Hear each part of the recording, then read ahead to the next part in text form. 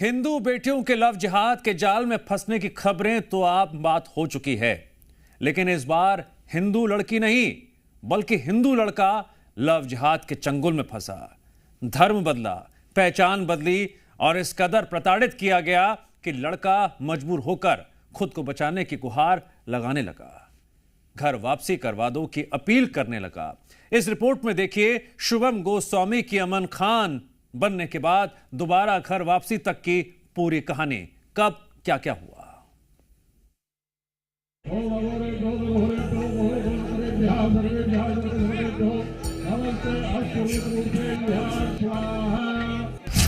आज अमन खान की हुई घर वापसी।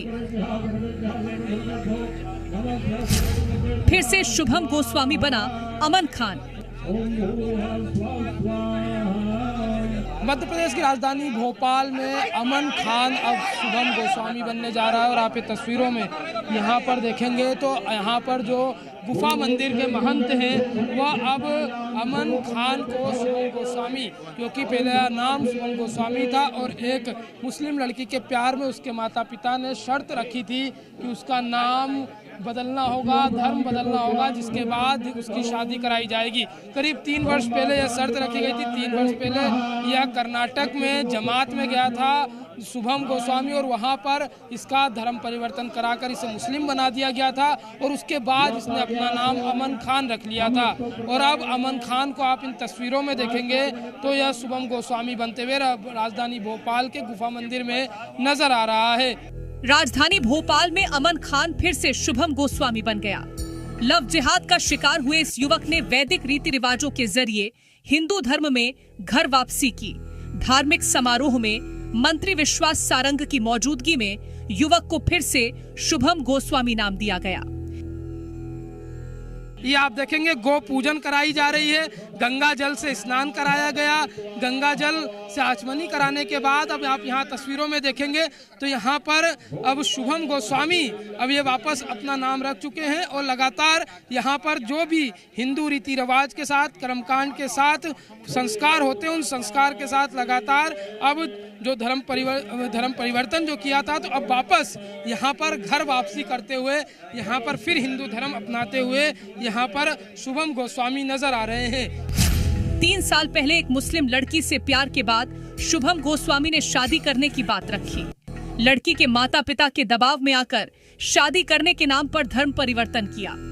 इतना ही नहीं, उसे जबरदस्ती गौ मांस भी खिलाया गया था। हालांकि जब बात शादी की आई तो पूरा परिवार मुकर गया। उल्टा शुभम पर ही केस दर्ज कराया और उसके पूरे परिवार को यातनाएं देने लगे। परेशान होकर शुभम गोस्वामी ने मंत्री विश्वास सारंग के जनदर्शन में पहुंचकर पूरी स्थिति बताई, जिसके बाद मंत्री विश्वास सारंग ने न सिर्फ मदद का आश्वासन दिया बल्कि घर वापसी भी कराई। तो बहुत ज्यादा दबाव बनाकर मुसलमान बनाया गया था, प्रेम जाल में फंसाया गया, इसको जेल करवाई गई, इसके माता पिता को मारने की धमकी दी गई। ये सब पूरा मामला इसने स्वयं ने मुझे आकर बताया। मैंने पुलिस को कार्रवाई के लिए कहा था। 3 लोग जेल में भी हैं, कार्रवाई हुई और आज ये सो प्रेरणा से हिंदू बना है, घर वापसी की है। शुभम ने भोपाल के प्रसिद्ध गुफा मंदिर में फिर से हिंदू धर्म अपना लिया है। अमन खान को शुद्धि और प्रायश्चित प्रक्रिया से गुजारा गया। सबसे पहले शुभम का मुंडन किया गया, उसके बाद स्नान करवाया गया। मंदिर प्रांगण में वैदिक मंत्रोच्चार के साथ अग्नि में आहुति दिलवाई गई और अनुष्ठान संपन्न हुआ।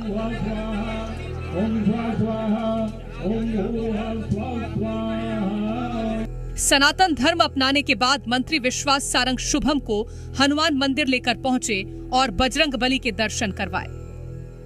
जहांगीराबाद पुलिस ने पीड़ित शुभम की शिकायत पर धर्म परिवर्तन करवाने वाले 3 लोगों को गिरफ्तार किया है। शुभम का कहना है कि अब उन्हें कोई डर नहीं है। जो पद्धति थी, जो उनकी धार्मिक थी, वो पूरी मजहब के हिसाब से चला मैं, पर उनने मेरे को उसके बाद भी परेशान करा और मेरे को धोखा दिया। अंतिम में उनने मेरा साथ भी छोड़ दिया था। वो मैं परेशान हो गया था। जब मैं सुसाइड करने की नौबत आ गई थी और थाने वाने में सुनवाई नहीं हो रही थी, काफ़ी परेशान भी हुआ। फिर जाके मैं मंत्री जी के पास आया, वहाँ से फिर ये उन पर कार्रवाई हुई और मैं पुनः जो हिंदू धर्म में वापस आ गया। शुभम गोस्वामी का आरोप है कि उनकी पहचान छीनकर उन्हें मानसिक प्रताड़ना दी गई। हालांकि अब उन्होंने घर वापसी कर ली है, लेकिन सवाल ये है कि कब तक ऐसे धर्म परिवर्तन का दंश समाज को झेलना पड़ेगा। ब्यूरो रिपोर्ट, जी मीडिया।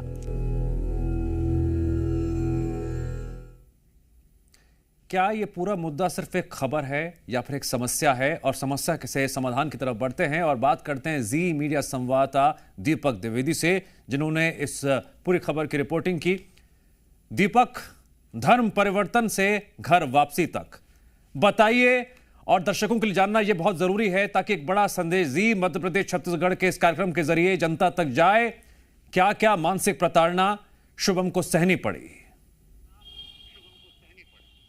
जी बता दें कि लगातार शुभम को मानसिक प्रताड़ना यह झेलना पड़ी कि जब उसने शादी के लिए हाँ कर दी, धर्म परिवर्तन भी कर लिया, उसके बावजूद जो उसकी प्रेमिका के माँ बाप थे वह उसे लगातार प्रताड़ित करने लगे कि वो उसकी शादी नहीं कराएंगे। उसने कई बार गिड़गिड़ाया, उसके साथ मारपीट की गई, फिर भी वह जब कहा कि वह शादी करना चाहता है, वह निकाह कर लेगा, तब भी वह नहीं माने और फिर जाकर जहांगीराबाद थाने में उसके खिलाफ पॉक्सो एक्ट की विभिन्न धाराओं में मामला दर्ज करा दिया। अपहरण समेत अलग अलग धाराओं में मामला दर्ज होने के कारण पुलिस ने उसे गिरफ्तार किया था जब वह अमन खान था और उसे जेल भेज दिया। करीब 5 महीने तक वह जेल में रहा और उसके बाद वहां पर भी उसने तमाम यातनाएं झेली, और इधर उसके माता पिता को भी, जो मुस्लिम परिवार के लोग हैं, वह धमकाते हुए नजर आए थे। वो लगातार वह भी जब शिकायत कर रहे थे तो कोई सुनवाई भी नहीं की जा रही थी। ऐसे तमाम आरोप शुभम गोस्वामी ने लगाए थे, और जब वह जेल से बाहर आया, फिर वह पहुंचा तो फिर भी उसके साथ मारपीट की गई, पर जो उसकी प्रेमिका से उसकी शादी नहीं कराई गई थी। और यह साफ उसने कहा कि इसी नाम पर उसने इसी शर्त पर उसने धर्म परिवर्तन किया था कि उसकी प्रेमिका से उसकी शादी कराई जाएगी। शुभम गोस्वामी अमन खान बन गया और उसे कर्नाटक लेके जमात में गए और वहां पर उसे गोमांस खिलाया गया। यह आरोप शुभम लगाते हुए नजर आया, और यह तमाम बातें जब उसने मंत्री विश्वास सारंग से बताई तो उन्होंने उसे आश्वासन दिया और उन धर्म परिवर्तन करवाने वाले उन तीनों लोगों के खिलाफ जहांगीराबाद थाने में FIR दर्ज हुई और फिर उन तीनों को सलाखों के पीछे भेजा गया। और इधर शुभम को आश्वस्त किया गया कि वह सुरक्षित रहेगा, वह वापस से घर वापसी कर ले। तो आज उसने गुफा मंदिर में पहुंचकर घर वापसी की है और अभी उसकी सुरक्षा की गारंटी समाज लिए हुए है। दीपक, हम तस्वीरों में देख रहे हैं शुभम को, जिनके चेहरे पर एक शांति है, सुकून है और सौहार्द का भाव है। दीपक, आपने लव जिहाद से जुड़े कई केसेस को लगातार कवर किया है। क्या इस खबर के माध्यम से अब लोगों को अलर्ट हो जाना चाहिए, समझ में आ जाना चाहिए कि ऐसा रास्ता अख्तियार करने से क्या क्या मुसीबतों का सामना करना पड़ सकता है?